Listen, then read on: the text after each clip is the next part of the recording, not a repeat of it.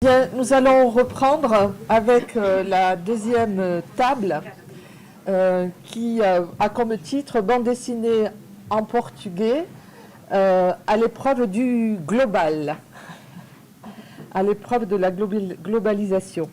Et j'ai le plaisir de vous présenter donc premièrement Anna Mathilde Sousa, que nous avons déjà présentée et qui a un rôle important dans le projet européen iComics. Anna Mathilde Sousa, elle est professeure à la faculté des Beaux-Arts de Lisbonne et chercheuse également au Centre de recherche des études sur les Beaux-Arts. Elle est aussi artiste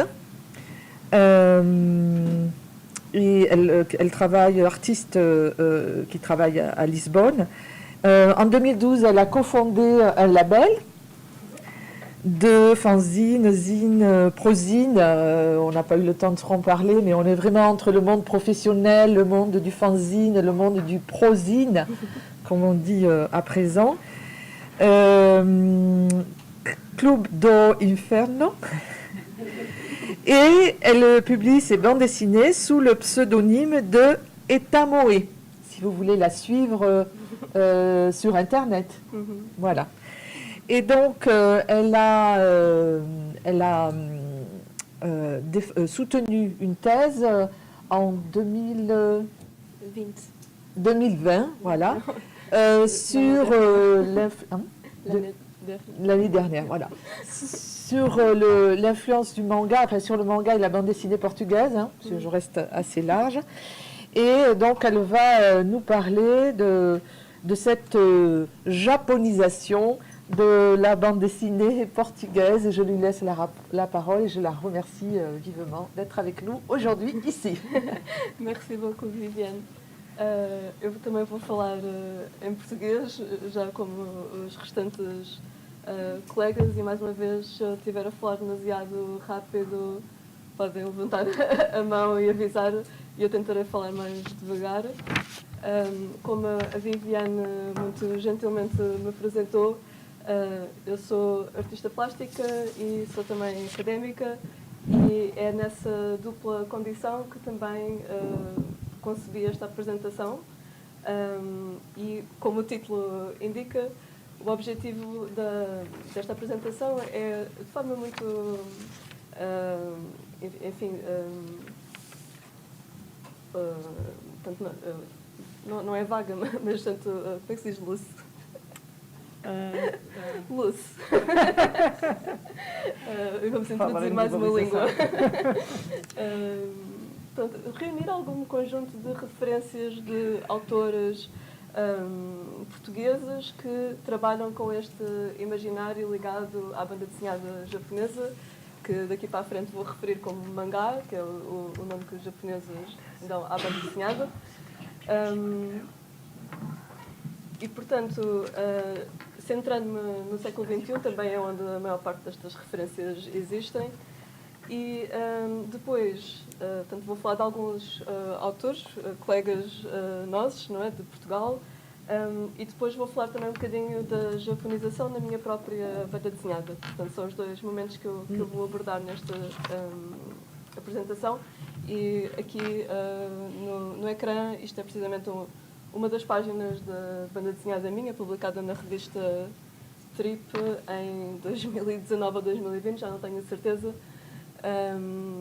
E pronto, também trago aqui alguns exemplos de fanzines e banda desenhada minha e também de outras pessoas, que depois vamos passar também pelo público para vocês darem uma vista de olhos.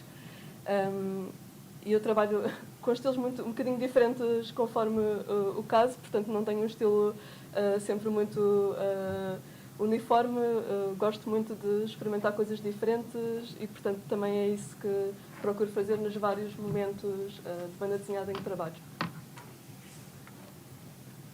O primeiro aspecto que é preciso referir em qualquer discussão deste género é que esta ideia da japonização da BD portuguesa não pode ser analisada fora daquilo que é o âmbito muito mais, portanto, dos fenómenos muito mais vastos da japonização da média esfera contemporânea, e especificamente de um fenómeno que é o mangá global. Portanto, é um termo que se usa muito nestas discussões. Aliás, é este termo muito curioso desta, portanto, é um bocadinho provocador também desta autora, que é a Casey Brianza, que publicou este livro, que é, portanto, precisamente Global Manga, Japanese Comics Without Japan. E, portanto, a mangá global é um bocadinho isso, a banda desenhada japonesa sem o Japão, ou seja, sem a intervenção direta de autores do país ou de editoras do país, etc. E também há outro termo que também é bastante útil, de outra autora. Portanto, ela tem estudado este termo, tem aplicado muito este termo, portanto, é a Jacqueline Brandt, que é este termo muito curioso, portanto, em inglês é manga-esque, em português podemos traduzir como mangaesco, e tem alguns conceitos um bocadinho, portanto, o conceito pode ter algumas nuances, mas ela, tanto, segundo a definição, uma das definições dela, pelo menos, é, portanto, a amálgama de textos, discursos, contextos institucionais, públicos, que dá origem a noções sobre o que é o mangá propriamente dito. Em inglês ela diz o manga proper, impulsionadas menos pelos críticos do que pelos editores e amplamente partilhada entre os consumidores, incluindo tanto conotações positivas como negativas, e eu acho que este aspecto também é muito importante. O mangá global também é, portanto, é também mangaesco noutro sentido, porque este sufixo, vocês estão aqui nos estudos portugueses, portanto, este sufixo esco, o esco, é bastante interessante, porque é algo, portanto, que é executado no estilo de qualquer coisa, neste caso no estilo do mangá, mas que não é o mangá propriamente dito, não é? Qualquer que seja a definição que nós atribuímos a esse qualquer propriamente dito. E, portanto, mostra um bocadinho também aquilo que é um paradoxo deste tipo de produção, que é, simultaneamente, está muito imbuída nestes fluxos transnacionais dinâmicos e que são sujeitos a uma contínua redefinição, mas que também está permanentemente assombrada por noções mais essencialistas daquilo que é autenticidade, muitas vezes até autenticidade racial e étnica. E, portanto, de alguma forma, o mangaesco é sempre também um bocadinho um mangá falso ou um mangá não propriamente dito, e, de certa forma, acho que também é isso que o torna bastante interessante enquanto objeto de estudo. Portanto, para fazer aqui o kick-off dos vários exemplos, portanto, para começar, Portugal, tal como os restantes países da Europa, tem exemplos típicos daquilo que é o chamado Euromangá, portanto, mangá europeu. Mangá criada na Europa por europeus, editada por editoras europeias, e aqui, portanto, este estilo reproduz um bocadinho, portanto, o estilo do mangá japonês, que se pode dizer mais genérico ou mainstream, por muito também problemáticas que estas categorias sejam sempre, mas por questões de simplificação vou usar este termo. E nesta categoria destacam-se, por exemplo, revistas portuguesas de BD, como a Banzai, que existiu entre 2011 e 2015, e depois a sucessora espiritual da Banzai, que é a Jankenpon, que ainda hoje existe, e aliás, até por causa da pandemia, começaram também a publicar no formato digital, online, e, portanto, é de certa forma um grupo bastante ativo de autoras. Também tem muitas ações de formação de novos autores e autoras que queiram trabalhar neste estilo, e fazem projetos de ajuda para as pessoas publicarem, portanto, bastante ativas. Eu penso que são todas mulheres, já agora, também é uma questão, enfim, interessante. A BD mais conhecida, serializada nestas revistas, é esta The Mighty Gang, da Joana Rosa, Portanto, é uma BD já com mais de uma década de existência, portanto é uma série também com continuidade, e como podem ver por esta amostra aqui no ecrã, portanto, claramente reflete a influência de séries japonesas, que são grandes hits, grandes sucessos mundiais, como por exemplo o Naruto. E portanto, este tipo de euromangá caracteriza-se em larga medida por uma certa, estou a chamar aqui um mimetismo estilístico, portanto, quer em termos visuais, quer em termos narrativos. É um mangá um tipo de banda desenhada que de certa forma parece idealmente aspiraria a apagar as marcas da sua não japonesidade, portanto, para ganhar esse aspecto de autenticidade, enfim, que, de certa forma.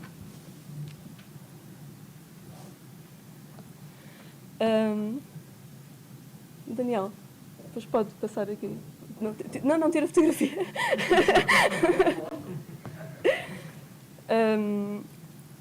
Outra forma que podemos conceber esta ideia do mangá global, que em vez de ser esta ideia mais mimética, se compromete mais plenamente com este conceito de hibridismo cultural, portanto, um híbrido, não é? Um bocadinho de um lado, um bocadinho do outro.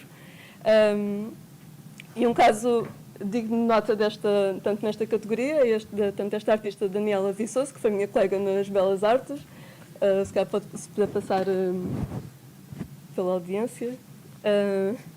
E a Daniela trabalha frequentemente com temas ligados ao imaginário do mangá Boys Love, que é um tipo específico de banda desenhada japonesa, de mangá, cujo foco são as relações homoeróticas entre homens e que tipicamente é desenhado por mulheres para ser consumido por mulheres. Portanto, isto é um subgénero e uma subcultura dentro do mangá no Japão e depois também se espalha para um contexto global. E em 2015, portanto, a Daniela lançou aquilo que é considerado oficialmente o primeiro livro de Boys Love português, que é o Infante, e que conta precisamente a história de amor entre um infante de Portugal, portanto, é meio romance histórico, e o seu escudeiro. E é engraçado porque os detalhes exatos relativos à situação de quem é que é o infante, ou portanto, qual é que é o contexto histórico exato, é sempre deixado em aberto. Mas, no entanto, o livro está cheio de referências àquilo que se pode chamar a Portugalidade, portanto, quer nas paisagens, quer na arquitetura, portanto, quer na alusão a artes portuguesas, como, por exemplo, o azulejo, podem ver aqui na capa, também a filigrana, minhota, também muitas alusões ao estilo arquitetónico manuelino, portanto, da altura da expansão marítima. E como podem ver a partir destes exemplos aqui no ecrã, portanto, todos estes elementos decorativos, que são tipicamente portugueses, depois, tanto que são a tal reflexo da Portugalidade, depois são hibridizados com outros elementos que evocam portanto, aquilo que é a estética bastante minuciosa e os ambientes românticos de autoras japonesas que foram as pioneiras do Boys Love no Japão. Portanto, temos autoras que são autoras icónicas, portanto, como a Moto Baguio, a Keiko Takemiya, e, portanto, acho que se pode bastante ver aqui um bocadinho de, lá está, a apropriação e paródia, não é, que a Daniela faz aqui neste híbrido. Portanto, acho que se pode ver isto um bocadinho também como uma espécie de localização ou até mais uma glocalização do mangá por oposição à abordagem mais mimética, não é, que vimos no exemplo anterior. E, portanto, continuando dentro desta linhagem do hibridismo cultural, tenho mais um livrinho para passar. E aqui o hibridismo cultural passa quase para uma espécie de neurose, ou está aqui marcado a minha contribuição com um pequeno post-it discretamente. Portanto, aqui entramos quase na tendência desta neurose cultural e estilística, portanto, que é aqui uma tendência que eu acho que é muito interessante e muito importante, e, portanto, eu trabalho dentro desta área, menos talvez do que dos exemplos anteriores, que é as influências da propagação do mangaesco, portanto, deste estilo, do falso mangá, ao território da BD de caráter mais experimental. Portanto, há um termo que também às vezes é útil, apesar de também ser super problemático, que são os art comics. Portanto, isto é um termo que evoca precisamente, já dá para clarificar, portanto, isto serve para indexar também uma tendência específica no âmbito da produção de BD alternativa, contemporânea, que tem uma atitude, digamos, comum, é um bocadinho um umbrella term para muitas coisas, altamente diversificadas, muitas vezes muito situadas, muito contextuais, o que é ou não o art comics, mas enfim, passa muito por esta confluência entre os campos da cultura de massas e da cultura de street, não é? De rua, com depois, portanto, o cruzamento com a arte erudita, com a arte avant-garde, portanto, passa um bocadinho por essa mistura também híbrida. E, portanto, mais uma vez, este fenómeno dos art comics japonizados não é de todo um fenómeno restrito a Portugal, pelo contrário, é um fenómeno que vemos em todo o mundo. Portanto, o exemplo que eu passei aqui, que o Daniel fez o favor de passar, é precisamente uma antologia que foi publicada em 2016, que é o Gaijin Mangaka, portanto, autores de banda desenhada japoneses estrangeiros, não é? Um paradoxo. Que foi coeditada por um autor de BD argentino, que é o Berliak, que também fez a capa dele, muito, muito engraçada, e, portanto, contou com uma introdução do crítico e jornalista Paul Gravett, que é bastante conhecido, e depois o trabalho de 15 artistas da Europa, da América do Norte e da América Latina, e portanto um total de 164 páginas, portanto ainda um número bastante elevado. E, portanto, acho que este é um exemplo muito paradigmático, um snapshot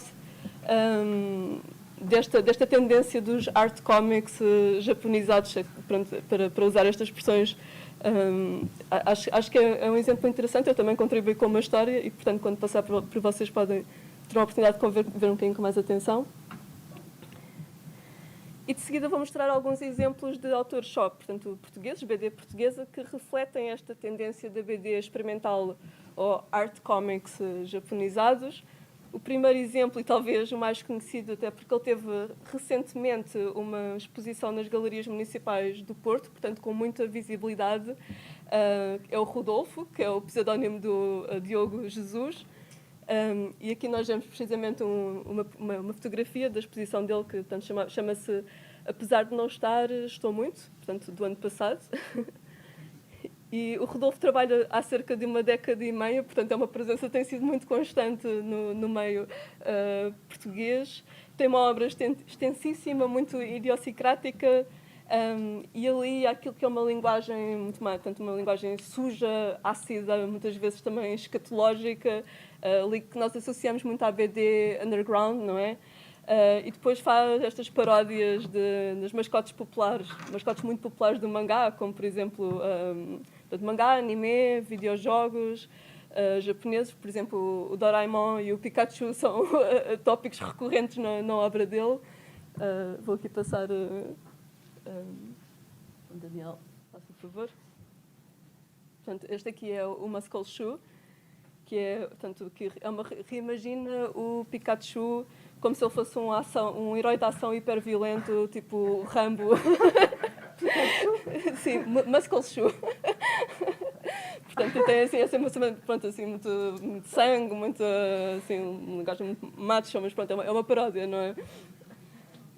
E depois também outro clássico do Rodolfo, que é o Magical Otaku, portanto, que segue a história de dois nerds obcecados com banda desenhada, e depois ele descobre uma banda desenhada que é o Neo Genesis Prophet, que é obviamente uma paródia do Evangelion, portanto, e depois eles estão todos assim representados sempre com este aspecto um bocado grotesco e estão sempre a suar, enfim, é o Rodolfo.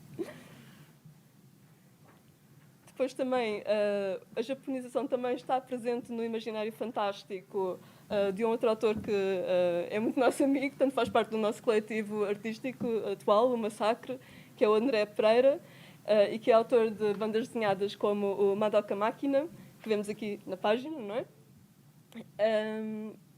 E já agora é o autor que tem da banda desenhada que está no cartaz do nosso evento, portanto, desde já, oficialmente agradecemos muito ao André Pereira por nos ter dado autorização para usar a banda desenhada dele no nosso póster. Se calhar posso também passar, se calhar 3 para um lado, 3 para o outro. Obrigada. E aqui, portanto, o André, na verdade, pode ser um caso um bocadinho menos óbvio, se calhar, mas eu integrei porque ele tem muita influência, por exemplo, de géneros de mangá e de anime, como as Magical Girls, que é também um outro fórmula ou subgénero específico, e, portanto, e é muito marcado por estas sequências de transformação mágicas que foram popularizadas por portanto, séries que imagino que muitos de vocês conhecem, como a Sailor Moon, séries mais recentes como a Puella Magi Madoka Mágica, portanto, que tem uma referência explícita no título.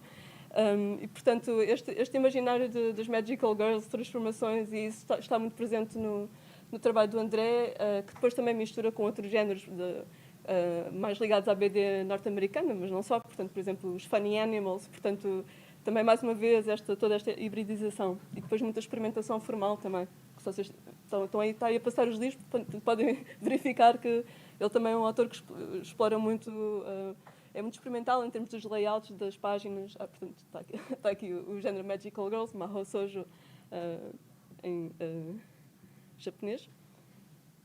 Depois, outros autores também assumidamente influenciados pelo mangá avant-garde, como uma linguagem mais poética e experimental.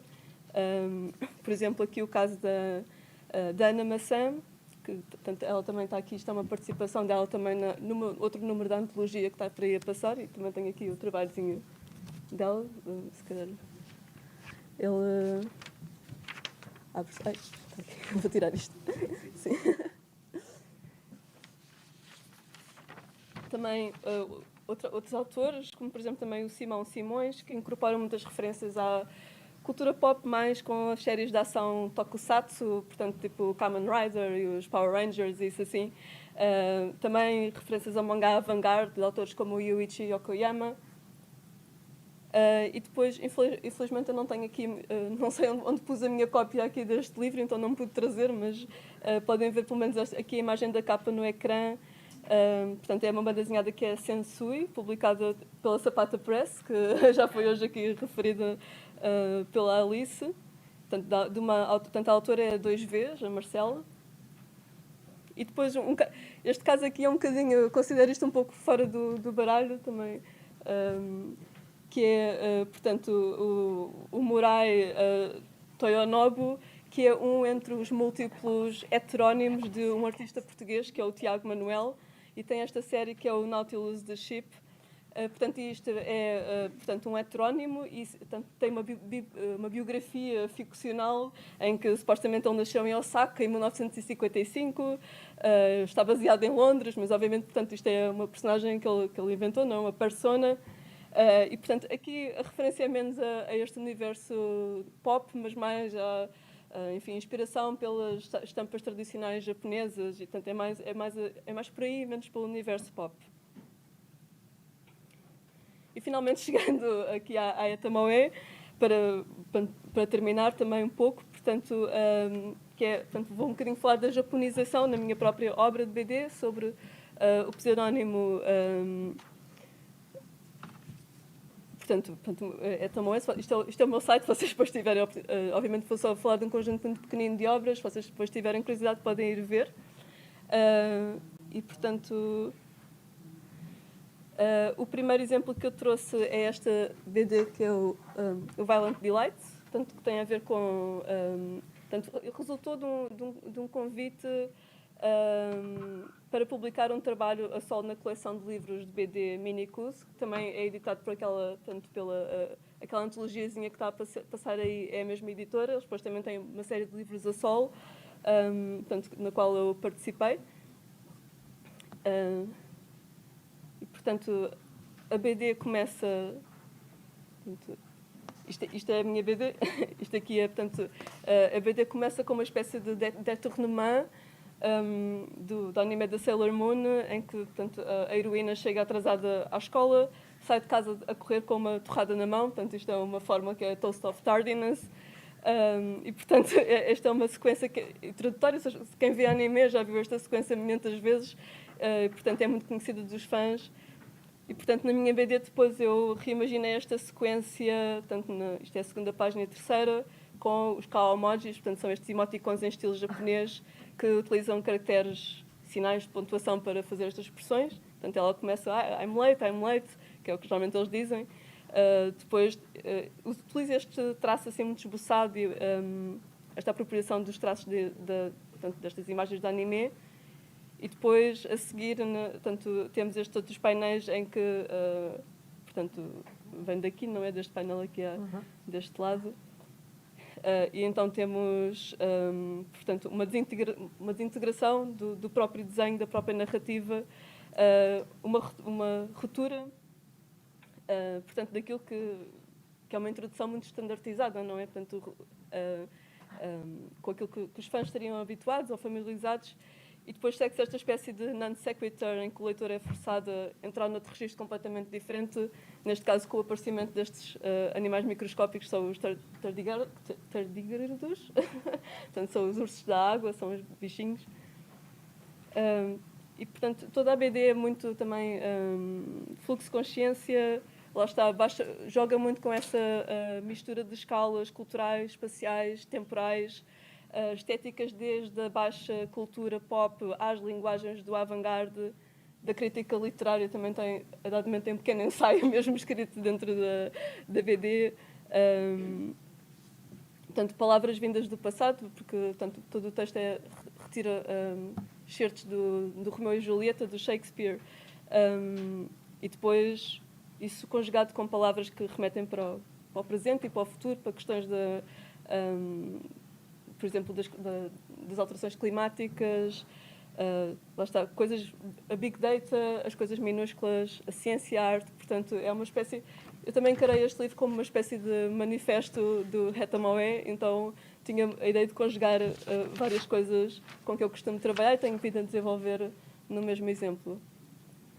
E depois vou só aqui fazer referência, também para não ultrapassar muito o tempo, dois projetos que acho que são interessantes porque portanto, são exemplos de colaborações com outros artistas, portanto, eu a colaborar com pessoas que escrevem as histórias e que transitam deste espaço da japonização, muito ligado aos fãs, para o espaço da galeria e do museu. Portanto, isto são duas colaborações, uma é o Autumn, o outro é Yui. O Autumn, que é este aqui, está aqui, pode-se passar. Foi uma colaboração com a artista Joana Escoval. Foi publicado por duas muito conhecidas galerias portuguesas, que são a Concejal Lissabon e a Galeria Vera Cortês. A história da Joana tem a ver com o sonho, enfim, não é preciso entrar em muitos pormenores, mas portanto, uma BD que joga propositadamente com esta ideia do mangá falso, o que é o autêntico, o que é o inautêntico. Portanto, o livro é mesmo feito no sentido de leitura japonês, portanto, deste lado. É uma BD muda, só tem sons, onomatopeias, que aparecem todas escritas em japonês, também, hiragana. Portanto, é assim um bocadinho... Isto aqui é um aspecto do interior. E também, portanto, aqui, acho que o interessante aqui também no Autumn é o facto de ser um objeto que é um objeto ambíguo, portanto, que simultaneamente é só uma BD que copia o estilo pop japonês, mas por virtude apenas do contexto da sua produção, também de repente, pronto, é um livro de artista, portanto, da Joana também, e meu, obviamente, mas acho muito interessante o facto de ser um objeto que tanto pode ir parar às mãos dos fãs numa livraria de BD, como pode ir parar às mãos das pessoas que frequentam a Vera Cortês, portanto, que será um público completamente diferente, portanto, acho que é bastante interessante. Estou mesmo a terminar. E aqui só para ver umas imagens também da segunda colaboração, que é o Yui, Searching for a Character Between East and West. Portanto, aqui é uma obra multimédia, é sequencial, mas é uma obra multimédia feita em colaboração com o Pedro Neves Marques e com a atriz portanto, a atriz e artista indígena brasileira que é a Zahi Guajajara. E esteve em galerias na Holanda, também em Espanha, em duas exposições simultâneas. Aqui passou por adaptar o argumento do Pedro para uma série de desenhos digitais. A história é um bocadinho assim inspirada na ficção científica cyberpunk. Portanto, é o Pedro e a Iwi a fugir pelas ruas do Rio de Janeiro, depois São Paulo, depois passa-se a misturar com Hong Kong. E depois estão a ser perseguidos por uma milícia pró-Bolsonaro, então têm de fugir. Enfim, é uma história desse género. Portanto, isto aqui é só um exemplo das várias... Portanto, se foram muitas imagens, isto aqui são um exemplo das várias. No meu site estão todas, depois podem ver se quiserem. Isto é só uma aproximação de uma dessas imagens. E depois, para as exposições que fizemos em Espanha, portanto, a primeira vez foi apresentada em 2020, depois fizemos para a exposição em Espanha uma versão expandida, em que em alguns momentos introduzimos certos de animação, portanto, num estilo propositadamente diferente dos outros. E, portanto, isto foi aqui um exemplo das várias animações que realizei para essa nova apresentação. Portanto, isto depois foi tudo remontado pelo Pedro, que também tem som. Portanto, isto aqui são só o material bruto, não é, que eu produzi, não é o filme em si. Aqui mais uns exemplos.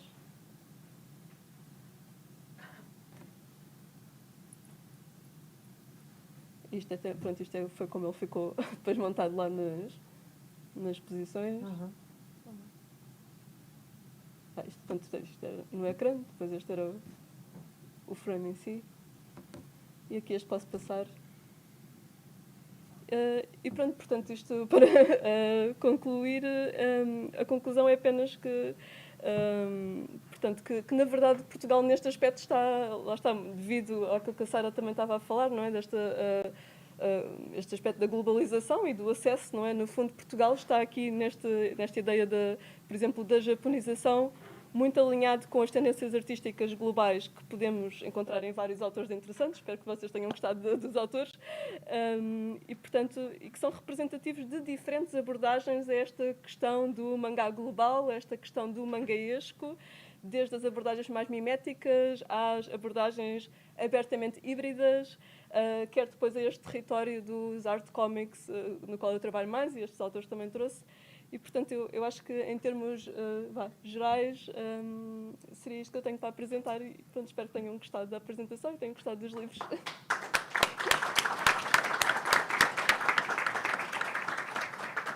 Grand merci, Anna Mathilde,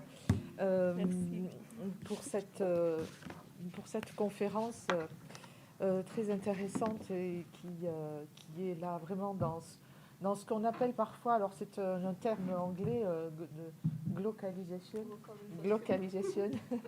c'est-à-dire global et local. Voilà, donc je vais passer la parole à Hugo Almeida. Donc Hugo Almeida est un chercheur postdoctoral du Centre universitaire d'histoire des sciences et des techniques, la faculté des sciences et techniques de l'Université nouvelle de Lisbonne. Donc il est chercheur postdoctoral. Il a un doctorat de biologie moléculaire. Et dont le titre, si je ne me trompe pas, enfin bon, c'est Measuring Chromosome and Fusion in Fission Yeast, c'est-à-dire sur la levure, c'est ça? La levure de pain? Non, c'est pas bon. C'est la levure, mais la thèse, c'est sur les chromosomes. Sur les chromosomes, oui, mais voilà, oui, d'accord. Et donc, il est chercheur postdoctoral, donc voilà. Ses recherches actuelles portent sur la science, évidemment dans la culture visuelle, sur les bandes dessinées et l'anthropocène. Et sous le nom de plume Mao, il est membre du collectif d'artistes et du label Massacre, avec lequel il organise des expositions et publie diverses formes d'imprimés, notamment des bandes dessinées. Et donc, je vais lui laisser la parole. Et son titre, c'est pour une culture visuelle sur la destruction de l'environnement, quelques contributions et pratiques artistiques en bande dessinée. Bon, merci. Je vais maintenant parler en português aussi. Portanto, como o título da minha apresentação indica, eu vou falar sobre banda desenhada e a questão da destruição ambiental, enfim, as questões ambientais no geral. Eu tal como a Matilde, sou tanto investigador como artista, e o meu trabalho, na verdade, eu tento cruzar esses dois universos tanto quanto possível, e, portanto, por vezes, a investigação teórica que eu desenvolvo sobre banda desenhada e sobre, enfim, cultura visual, etc., existe também na forma de banda desenhada ou de outras formas de enfim, expressão artística. Ao contrário da apresentação da Ana Matilde, eu vou principalmente falar do meu trabalho, vou falar de um outro artista no final da apresentação. E gostava só de fazer aqui um pré-aviso, que é, de facto, à medida que fui apresentando, à medida que fui escrevendo a minha apresentação, fui alterando ligeiramente o sentido daquilo que vou falar, e, portanto, apesar de eu ir falar sobre aquilo que se tem vindo a chamar de environmental turn na cultura e na investigação, vou falar concretamente na banda desenhada como uma forma de representar agências e processos não humanos que estão envolvidos nessas, enfim, nas dinâmicas ecológicas, geológicas, etc., que são relevantes para se perceber as questões ambientais e que, no fundo, condicionam a vida na Terra.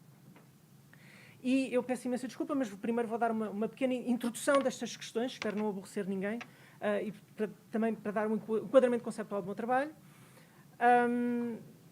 Enfim, estes fenómenos portanto, das crises ambientais têm gasto muita tinta, não só do lado das ciências naturais, não é? Que há muito tempo que se preocupam em compreender e responder ao lado físico destes fenómenos, mas também do lado das humanidades, que pretendem compreender os processos históricos e os enquadramentos filosóficos que têm contribuído para estas crises, mas também, enfim, propor formas de mobilização social, das quais eu acho que a prática artística faz parte, que contrariem o colapso catastrófico dos sistemas de manutenção da vida. Nesse sentido, acho que estamos a assistir na verdade, a uma reformulação radical do pensamento ocidental, aqui entendido como os desenvolvimentos específicos do iluminismo e o humanismo, no qual o ser humano, e em particular o homem, enfim, branco, ocidental, heterossexual, etc., figura como o senhor predestinado a dominar o universo para servir os supostos interesses da nossa espécie.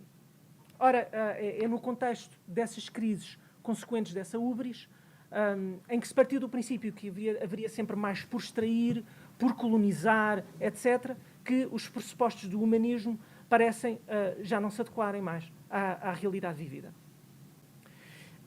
Apesar disso, não é? Apesar de eu estar a dizer isso, é óbvio que este desenvolvimento do pensamento tem sido feito mais ou menos à revelia dos discursos oficiais do poder, que só recentemente que começou a admitir alguns compromissos muito fraquinhos. E é por isso que se mantém, a meu ver, esta urgência de contribuir para uma alteração profunda das sociedades industrializadas, que passará pela reformulação da nossa ótica, da nossa forma de ver, da forma como olhamos para nós próprios e da forma como olhamos para o mundo. Isto até pode parecer uma piada, dada, enfim, a posição absolutamente marginal da banda desenhada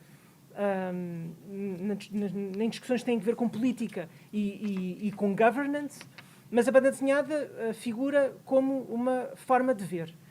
E com isto quer dizer que a banda desenhada, tal como outras formas visuais, providencia ou pode ajudar-nos a pesquisar formas de interpretação do mundo, estruturas de conhecimento, etc. E, portanto, deste contexto de crise ambiental e social crescente, surgiram uma série de posicionamentos críticos, dentre os quais aquilo que se chama o pós-humanismo, que, segundo a filósofa Rosi Braidotti, e como o nome sugere, é um enquadramento filosófico que critica os princípios do humanismo, nomeadamente a idealização do homem como centro do universo. Enfim, não nos esqueçamos que estamos mais ou menos a falar de um tipo de homem em particular, o homem como pináculo da criação divina ou da história evolutiva da Terra, enfim, como bitola de comparação para todas as coisas e como princípio organizador do mundo. Esta posição está, por isso, também muito associada a uma crítica ao antropocentrismo, ou seja, ao suposto excepcionalismo da espécie humana e às hierarquias entre espécies que se formam quando o homem é tomado como a medida de todas as coisas. Apesar, enfim, do contributo do darwinismo já há bastante tempo em tentar refutar essas concepções. E, portanto, deste caldo com preocupações surge a figura do pós-humano. E o que é que deverá ser esta figura? Que, enfim, já que estamos a falar de banda desenhada, já sugere muitas coisas. Parafraseando outra vez a filósofa Rosi Beradotti, o pós-humano é uma nova concepção das nossas condições de existência, em que nos situamos não no topo de uma pirâmide, mas entre um enredo de relações com outras entidades e processos não humanos. E uma consequência imediata desta ideia é que aquilo que somos não é apenas o resultado de uma natureza humana, o que quer que isso possa querer dizer, mas sim de uma relação contínua com outras entidades e processos não humanos. Outros organismos, mas também processos geológicos, evolutivos, sistemas tecnológicos, etc.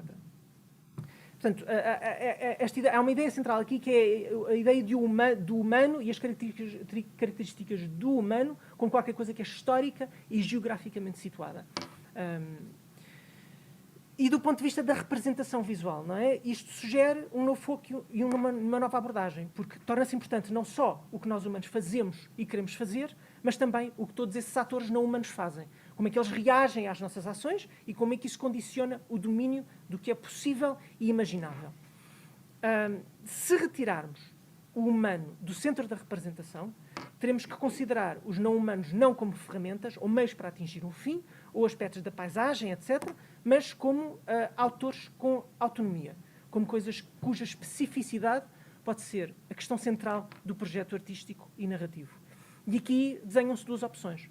Ou imaginamos as subjetividades do pós-humano, imaginar como será pensar como um morcego, se pensarmos no título de um texto famoso de Thomas Nagel, ou então podemos concentrar-nos na representação de processos, fluxos de matéria, de populações, sinais bioquímicos, transferências de dados, etc. E aqui, enfim, a subjetividade parece ser uma questão menos relevante. Portanto, aqui o desafio para a banda desenhada e a cultura visual em geral são as limitações de estarmos a representar um outro. E, portanto, será sempre uma tarefa que exige uma dose considerável de modéstia e uma constante revisão. É ou não é possível descentrar a imagem do humano, dado que essa é a nossa norma para a representação, principalmente na narrativa. E, portanto, neste exemplo que eu estou a apresentar um trabalho que ainda não publiquei, há uma rapariga que se transformou espontaneamente numa espécie não humana, que é qualquer coisa entre a iguana e o extinto Dimetrodon, que é um parente pré-histórico dos mamíferos. Esta transformação é entendida simultaneamente como reveladora e traumática. E a rapariga é incapaz de articular um discurso particularmente coerente sobre isso. Limita-se a articular não era eu, senti-me livre, sugerindo pela simetria dos balões de fala nas imagens que esses sentimentos não têm uma hierarquia ou que talvez dependam um do outro. Enfim, descobrirmos como um outro é talvez uma forma de nos libertarmos daquilo que achamos que somos, o que não é necessariamente uma experiência positiva. Será possível traduzir as percepções e o pensamento de uma iguana para um ser humano? Articular os mecanismos cognitivos entre uma condição biológica e outra? Como é que poderíamos lidar com uma experiência radical em que o nosso corpo e, portanto, a nossa mente passam a funcionar com parâmetros que são, para nós, completamente desconhecidos? Portanto, representar a experiência de uma alteridade cuja percepção e posição no mundo não são os típicos da espécie humana será sempre um exercício especulativo, dado que não temos maneira de saber como é ser uma iguana, apesar da ciência, enfim, nos ajudar a ter umas ideias. Mas é um exercício que nos permite chegar a uma aproximação e perceber não só os limites da nossa capacidade de entendimento do mundo e de outros humanos e não humanos, mas também chegar a algum tipo de entendimento com estes, ao tentar colmatar essas limitações. Portanto, o essencial desta pequena narrativa talvez se perceba melhor na página ao lado da rapariga, em que as vinhetas simulam o ponto de vista da rapariga enquanto ela está transformada em réptil. E em que as patas parecem entreter-se com a experiência tátil de sentirem os lençóis e a sua pele escamosa. Portanto, é um ato simples de recalibração dos sentidos, tentar perceber o mundo com as patas e os olhos de um réptil. Mas eu também espero que o sentir-me livre que a rapariga articula tenha uma leitura irónica adicional quando colocado no contexto do comentário que aparece no final da página, a versão pós-humanista do Pão Selvagem. Há um risco nestes exercícios de reificar a posição do outro. Na dicotomia entre natureza e cultura, que é ainda um esquema interpretativo predominante na nossa sociedade, há uma tendência para atribuir valores positivos ora ao lado da natureza, ora ao lado da cultura. E é frequente a civilização e a tecnologia figurarem como fatores contaminantes, aquilo que provoca os males da modernidade, destruição ambiental, a guerra, a exploração, o trabalho, etc. Portanto, o não humano, aqui como representante da natureza, cujo comportamento não foi contaminado pela civilização, pode figurar como uma fantasia de escape para empacotada, uma espécie de primitivismo que vai ainda mais longe na sua premissa de regresso às origens. O sentir-me livre é assim como que a expressão de uma falsa nostalgia por um passado primordial, que nunca foi o nosso, de utopia pré-humana. E, portanto, eu estou aqui a tentar having my cake and eating it, porque, por um lado, quero explorar essa possibilidade de pensar como um não humano e, ao mesmo tempo, quero deixar claro que é preciso sermos críticos com as interpretações que estas representações suscitam. E a este respeito é importante ter em conta aquilo que Steve Baker escreve em Sloughing the Human, que o gesto artístico não imita ou reproduz um animal, reproduz sim uma versão do imitador ou de quem produz o gesto. Portanto, este não é um animal, mas sim a minha ideia de um animal, ou isto não é um pós-humano, mas sim a minha ideia daquilo que é o pós-humano. E por isso vou comprometer-me com essa ideia de performance e em que estamos a projetar coisas sobre os não-humanos, por muito que elas possam ser informadas pela ciência. E também podemos ter aqui uma abordagem mista em que se tenta, através da representação de uma subjetividade, narrar a história natural, portanto, um processo. Aqui a ironia é outra. Portanto, estas páginas fazem parte de uma sequência em que um homem está a executar uma dança interpretativa da história dos dinossauros. Em que o sinal, enfim, evidente desse objetivo é o chapéu de dinossauro que o dançarino está a usar. Esta sequência serve de sátira deste projeto, de representar eventos em escalas espaciais e temporais que não seriam sequer observáveis por humanos, traduzir ou adaptar ou tornar visíveis processos que conhecemos através da ciência, usando o vocabulário da banda desenhada, pode ser, na verdade, uma caça ao gambosino, tal como é evidenciado pela incapacidade que o dançarino tem em comunicar qualquer coisa tangível sobre a história dos dinossauros. O repertório da história natural talvez esteja para lá daquilo que a dança possa transmitir, em que é a linguagem corporal, em vez da verbal ou figurativa, a dirigir a comunicação. Mas os problemas da tradução podem manter-se na banda desenhada. E, portanto, é necessário assumir o quanto estamos a exigir e em que medida estamos a aldrabar a audiência para que a reprodução destes fenómenos possa ser feita de forma crítica e em parceria entre os autores e as audiências. É claro que, vou aqui mostrar o trabalho, a forma de representar processos também pode ser feita através de metáfora. E estas páginas são excertos de uma BD que eu publiquei em 2016, chamada Colony Collapse Disorder. Portanto, o título refere-se ao síndrome do colapso das colónias, que é caracterizado pelo desaparecimento súbito de populações de abelhas de uma colmeia.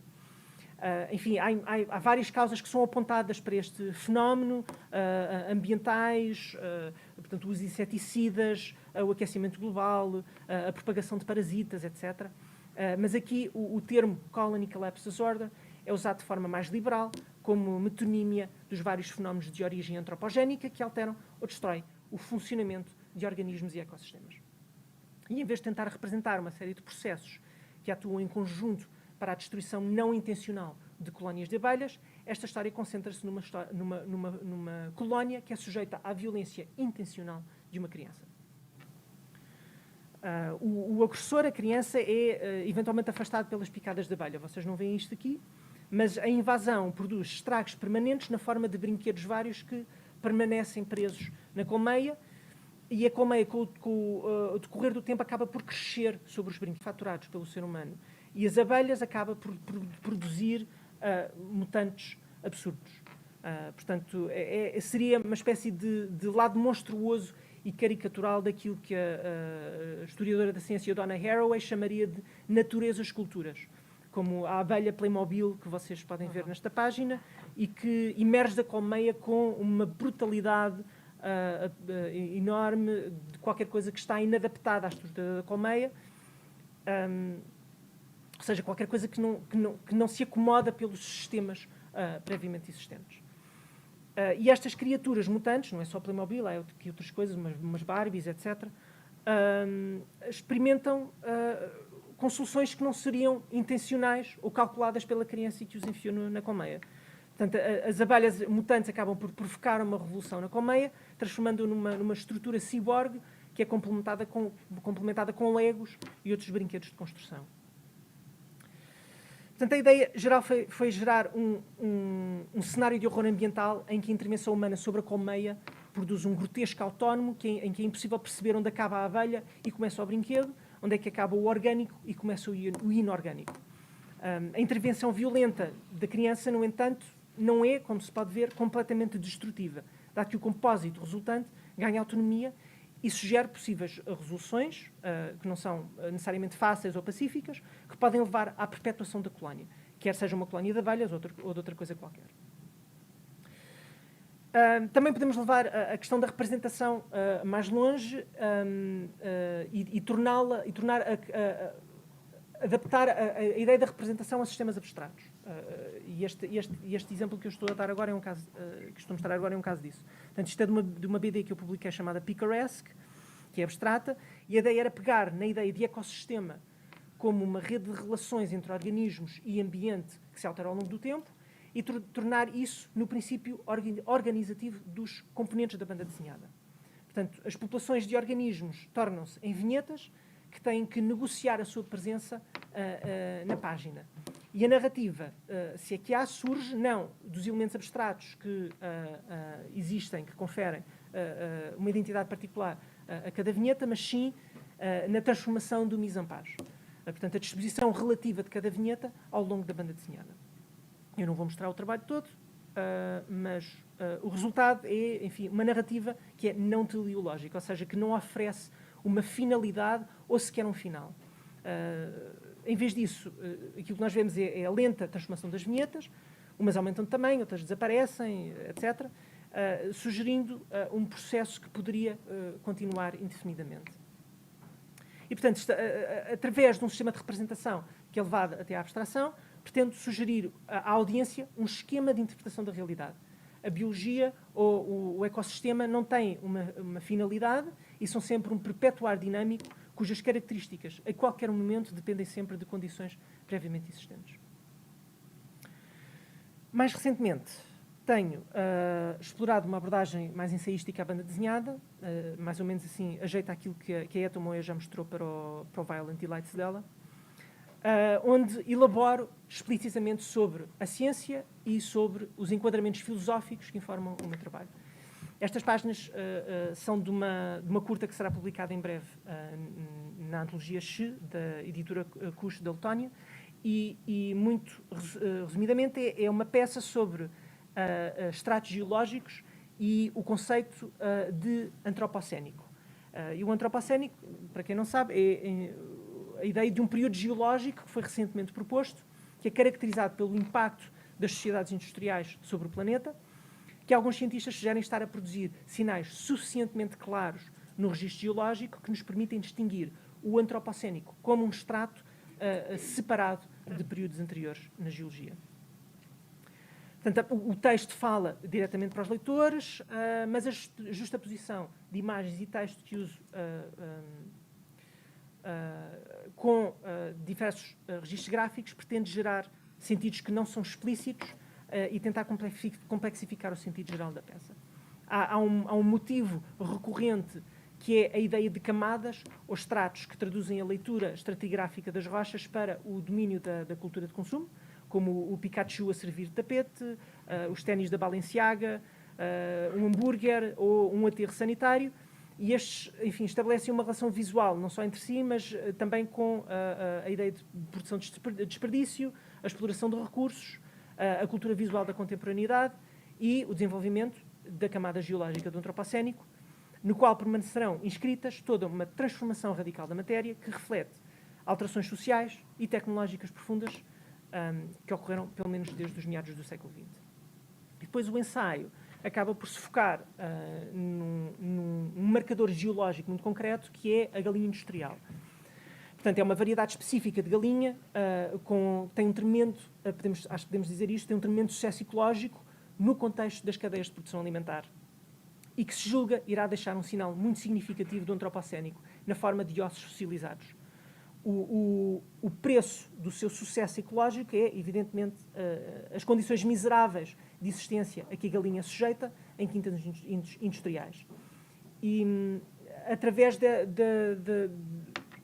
minha discussão deste marcador particular, tento formular uma imagem do antropocénico como uma panqueca de horrores registados na rocha para a posteridade. Já este exemplo, que foi publicado este ano na edição portuguesa do Monde Diplomatique, combina naquilo que são os limites de uma página de jornal o ensaio com a ficção científica numa história sobre o vírus da Covid-19.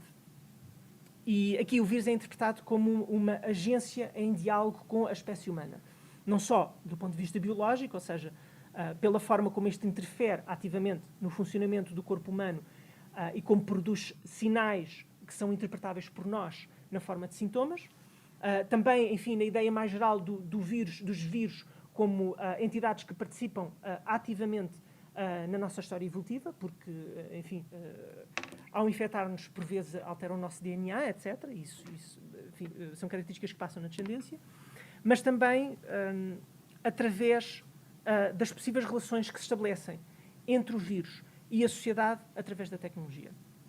Tecnologias clínicas, como é o caso do teste de PCR, não é? Que nos permite identificar se estamos ou não infectados com o vírus, mas também as tecnologias de informação, portanto, a forma como nós falamos sobre o vírus, como produzimos discursos sobre eles e como tomamos posições sobre a pandemia e alteramos o nosso comportamento em conformidade. E essa relação entre vírus e sociedade, mediada pela tecnologia, é depois levada nesta história a um limite extremo, ao incorporar essas considerações sobre o vírus numa história em que um artista se candidata a financiamento para produzir uma obra artística que é uma nova variante do vírus, do SARS-CoV-2, cuja informação genética é depois vendida online como uma peça de criptoarte. E, pronto, este é o apanhado, enfim, do meu trabalho sobre estas questões e vou só falar brevemente sobre outro artista. Portanto, obviamente que o meu trabalho artístico não se produz no vazio e há uma comunidade de artistas em Portugal que de forma mais ou menos direta influencia o meu trabalho. Já tiveram aqui a oportunidade de ouvir a artista Herta Moé, que, sendo que é minha colega no nosso projeto Massacre, é obviamente uma influência bastante direta no meu trabalho. Também o André Pereira, que também faz parte do Massacre, é uma influência minha. E já temos, enfim, o Massacre como coletivo já tem trabalhado sobre estas questões, também como a Matilde já endereçou. Mas portanto, vou usar a oportunidade para falar do trabalho de outro artista, que é o Ricardo Penha Oliveira, que tem desenvolvido recentemente um trabalho experimental que se inscreve nessa ideia de desenvolver óticas particulares a partir dos dispositivos da banda desenhada. Portanto, ele tem feito esta série que eu vou apresentar aqui, vou apresentar só um excerto, que está a ser publicada no site bandasdesenhadas.com, em que ele explora a representação não de personagens ou de tramas, mas de processos ou de séries de eventos que levam ao desenvolvimento de estruturas. Isto parece assim tudo muito vago. Esta série também tem um pendor não teleológico, portanto não parece procurar uma finalidade concreta, preocupa-se sim em explorar interações da matéria, organismos ficcionais ou dispositivos tecnológicos, de conjugações entre estes, de construções e de transformações sem fim. E é nesse sentido que eu acho que se inscreve numa procura de uma narrativa sobre o não humano. E, portanto, mesmo que não desenvolva um discurso diretamente afeta questões ambientais, reflete ainda assim, acho eu, uma mudança de paradigma em curso na cultura visual para a representação narrativa de processos e de fenómenos não humanos. E, portanto, vou só mostrar aqui, esqueci-me de mostrar a sequência que eu queria mostrar. portanto, só para finalizar, esta ideia de experimentar com novas formas de ver, enfim, com esquemas de compreensão que estão na base do vocabulário visual, dá à banda desenhada uma dimensão política no sentido de intervir sobre aquilo que é possível ver e imaginar sobre como é possível ver e imaginar. Enfim, acho que se calhar é importante fazer a ressalva de que é seguro assumir que quando falamos em banda desenhada, e em particular de banda desenhada independente, como é o caso daquilo que eu tenho estado a falar aqui, do meu trabalho, do trabalho do Ricardo Penha Oliveira, que é frequentemente autopublicada e que tem pouca tiragem, estamos efetivamente a falar do softest power no que diz respeito à capacidade de influenciar a sociedade. Mas também é por causa disso, porque não faz parte dos circuitos onde o dinheiro fala, não é? Não estamos a falar do complexo transmédia dos super-heróis, é pelo seu estatuto marginal da banda desenhada, mesmo dentro da hierarquia das artes, que esta permite que se façam, acho eu, estes avanços em diálogo com um pensamento contemporâneo e que está atento aos desastres em curso, mesmo que esses avanços se encontrem em oposição deliberada às formas de pensamento perpetuadas pelo poder, que insistem a narrativas sobre individualismos heroicos. E, portanto, quero deixar esta ideia de pensar na banda desenhada como um laboratório para transformações ecossociais, onde ninguém está a olhar, mas onde, precisamente por isso, se podem experimentar novas formas de olhar. E acabo aqui. Obrigada.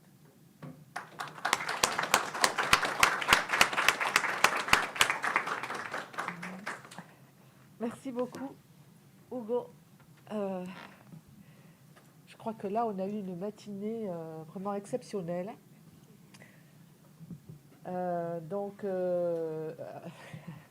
On peut ouvrir le débat sur ces deux dernières conférences. Alors, je ne sais pas, Teams, on va dire que nous avons 10 minutes, un quart d'heure.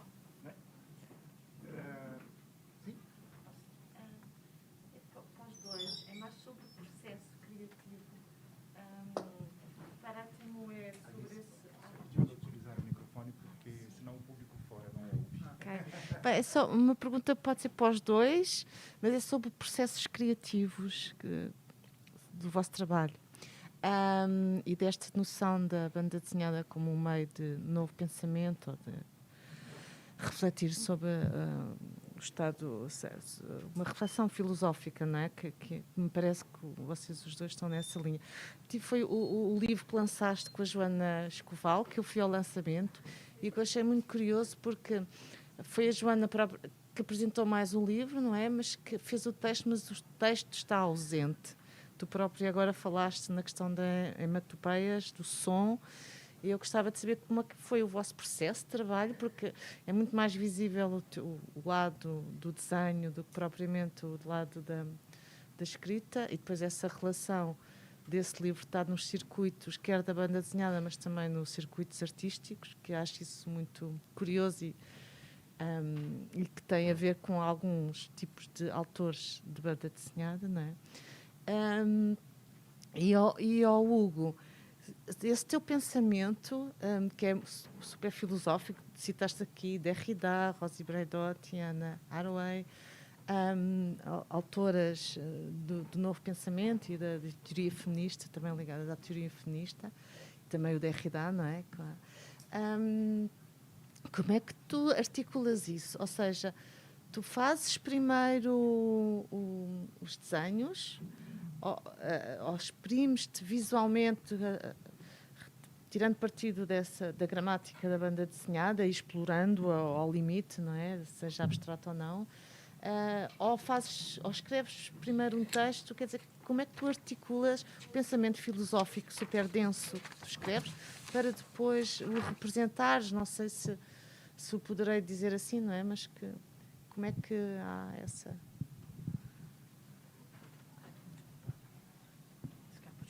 Por ordem da pergunta. Posso pôr isto aqui? Sim, obrigada pela pergunta, Alice.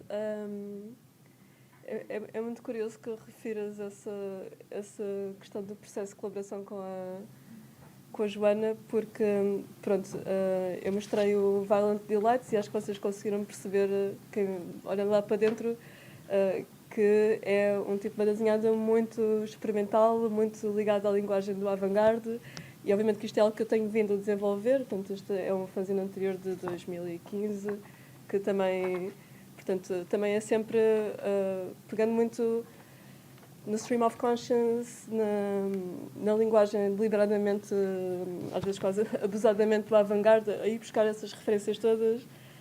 A mesma coisa com o Spooky Tongue, que também foi lançado pelas Edições Valentes em 2017, que vai buscar a ideia da ficção científica, tem uma introdução detalhada ao world building e depois passa para algo completamente diferente. Portanto, também muito ligado também a esse tipo de experimentação formal, etc. E depois veio a Joana e finalmente fez-me fazer uma banda desenhada convencional. Portanto, veio a artista de arte contemporânea que expõe no Museu Berardo e faz-me esta desfeita. Portanto, ela veio com esta ideia do sonho dela, portanto, de uma rapariga, um exército de raparigas a andar por entre a floresta, com estas cores do outono, em que depois há uma espécie de troca metafísica / psicanalítica entre uma matriarca que está a liderar esse exército e depois portanto, a matriarca é aquela que apareceu ali, portanto, esta que tem aqui a cobrinha no peito, e depois a dado momento no final aparece ela transforma-se, aparece esta outra personagem que tem a t-shirt branca com a mancha preta ausência no sítio onde está a cobrinha. E, portanto, esta é mais uma espécie de duas facetas, penso eu, do subconsciente da Joana. Eu discuti um bocadinho com ela, mas também não queria entrar... Também, se calhar, não me interessava tanto estar a entrar propriamente no significado do sonho dela, mas sim quase que ser surpreendida por esse imaginário. Mas foi o livro que mais tempo me demorou a fazer. E atenção que eu já fiz uma novela gráfica com 168 páginas. Noutro contexto, não está aqui. Foi um livro que eu assinei com o meu próprio nome. Portanto, que é sobre o eclipse de 1919 em São Tomé. Portanto, um livro completamente diferente. Curiosamente lançado em novembro de 2019, tal como este. Mas, portanto... foi um processo, para mim, foi um processo completamente diferente do que aquilo que eu estou habituada a fazer, e foi muito interessante, não só que isso viesse da parte da Joana, que tinha interesse em representar este sonho dela. Ela diz que, quando pensou em como representá-lo, pensou imediatamente que tinha de ser nesta linguagem do mangá. Daí ela ter falado comigo. Eu depois avisei-lhe, mas olha que eu não faço mangá propriamente dito, para ir buscar a expressão. E ela disse, não faz mal, é mesmo, mas eu quero fazer isto contigo. Então avançámos, pronto, corajosamente com esta colaboração. E foi um processo super demorado de... Portanto, eu passar para storyboard as ideias da Joana e depois estamos minuciosamente, página a página, a fazer pequenas alterações, às vezes mínimas. Por exemplo, há páginas que têm introduções de fotografias da Joana, do jardim ao pé de onde nós vivemos, portanto, também essa mistura entre o local e o global. E pronto, foi muito diferente das outras colaborações que eu também já fiz. Portanto, ela obviamente também era quase que também mais realizadora desta, portanto, tinha ideias muito específicas sobre como fazer as coisas e eu tentei adaptar o melhor possível, mas acho super curioso que tenha sido precisamente do território da arte contemporânea que veio a ideia de fazer uma BD que, comparando com o resto do meu trabalho, é muito mais, enfim, convencional ou tradicional em termos de apresentação da narrativa e mesmo do aspecto dela. Acho que é mesmo o único livro que eu tenho que a pessoa olha e fica, isto é mesmo mangá, não é? Os outros é um bocadinho o mangá que não é propriamente dito, e este é mais essa brincadeira com o autêntico e o inautêntico, não é? Que depois também se passa, transmite-se, traduz para esse também aspecto de impostor, quer no lado da cultura pop, enquanto objeto de cultura pop, quer enquanto livro de artista, não é? Portanto, é um bocadinho, nem uma coisa nem outra, um bocadinho um impostor nessas duas frentes. E então, pronto, acho que foi um grande desafio, foi um processo muito demorado, mas no final ficámos muito contentes com o resultado e pronto, mas foi muito curioso. Tu também falaste na tua apresentação, não é? Da arte contemporânea já não ter essa relação propriamente com a banda desenhada enfim, de necessariamente não a aceitar, não é? Portanto, aqui de facto foi ela que veio-me obrigar a fazer uma vida convencional, bolas. Hugo, si tu veux... Desculpa. Est-ce que je peux... Oui. Et puis ensuite... Acho Bem. que, enfim, o meu processo passa porque eu, como a Matilde também sou investigador, eu tenho que funcionar num regime quase de imersão nestas questões. Ou seja, eu tenho que ler muitas coisas sobre esta questão do pós-humanismo, sobre o antropocénico, etc. Isto são áreas que neste momento estão a produzir imenso trabalho teórico. Nem sequer é possível para mim estar atento a tudo aquilo que se publica, não é? E, portanto, eu existo mais ou menos num regime de imersão destas questões. E, portanto, é quase como se eu estivesse quase sempre a pensar nisso, não é? De onde é que, portanto, tu tentas explicar de onde é que, o que é que surge primeiro, não é? Às vezes, por exemplo, no caso da BD que eu publiquei com o Mundo Diplomática, isto partiu de duas ideias distas que eu tinha. Portanto, eu tinha uma ideia de que queria fazer qualquer coisa sobre o Covid-19 que não fosse completamente embaraçoso e queria explorar esta ideia de representar o Covid-19 de uma forma, enfim, super flat. Portanto, a teoria da arte japonesa que vem do Takashi Murakami. Portanto, esta ideia de tentar representar o Covid-19 de uma forma que viesse da cultura pop, que fosse garrido. Eu utilizo literalmente o magenta, o amarelo e o azul ciana na BD, por causa disso. E, portanto, começou por eu pensar que queria fazer várias versões dos livros SARS-CoV-2. E depois o Marcos Farrajota convidou-me para fazer isto e eu, ao princípio, pensei em fazer de facto só essa espécie de galeria de Covid-19, depois percebi que a página não dava para fazer cada vírus com o nível de minúcia que eu queria, acabei por fazer só um e juntar isso a uma outra ideia que eu tinha que era, enfim, mais académica, que era falar sobre o SARS-CoV-2 e a relação que estabelece, enfim, com a sociedade, do ponto de vista biológico, ecológico, semiótico, etc. E, portanto, algumas críticas também que eu já tinha escrito, tinha deixado umas anotações sobre coisas que se tinham escrito sobre a pandemia, etc. E, portanto, acho que acabou por resultar de duas ideias diferentes que não tinham propriamente relação, mas que acabaram por se juntar fortuitamente na ideia de contar esta história sobre um artista que sou eu, que escreve um projeto de produção artística. Enfim, eu também estou sempre a escrever essas coisas, portanto é uma linguagem na qual estou familiarizado, em que ele portanto, põe um projeto totalmente aceleracionista de fazer uma versão nova do vírus que tem a capacidade de, eu não contei esta parte, tem a capacidade de escapar à vacinação. E depois vende isto como criptoarte, enfim, a criptoarte, os NFTs, etc., também tem outro domínio aqui relevante, que tem a ver com isto ser uma currency, portanto, uma forma sim, está relacionado com as criptomoedas. As criptomoedas por si só estão também, há uma grande polémica envolvida que tem a ver com os gastos energéticos gigantescos, portanto, o impacto ambiental que esta prática tem.